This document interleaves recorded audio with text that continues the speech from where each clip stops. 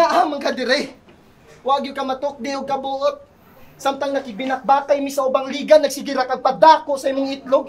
Nya karon ga abrigana sabay ni kalit lang ka og sulpot murag sa ta. Gay ka namulutan kay wala gyud ka maikog. Mao ni ang isud sa imong utok ug dapat dili ka malimot.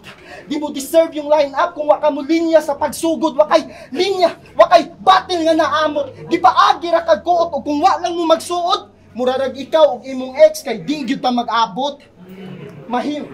Mahimo ko nimong mamak sa akong mga battle o pildi kong nadawat sa mga linyang gipang banat sa tanan akong kabagat, pero ang respeto gikan namo kailan may di mo makalap tila amang ka nga nangitag ka istorya dito sa gubat. Kayo sa ang pag-inhan sa skill set ng inhaning mindset, ikay nag-apung ra sa pagsikat di ganahag sunset karon gi full ang brightness makita kinsay weakest gisa repisyong animal gadimay manifest. Oh, gadimay manifest karon naputol na imong ulo. Tanaw na tugmaka, sukol pa ka. Sa round 3, magstorya taon sa kakawak pistiha.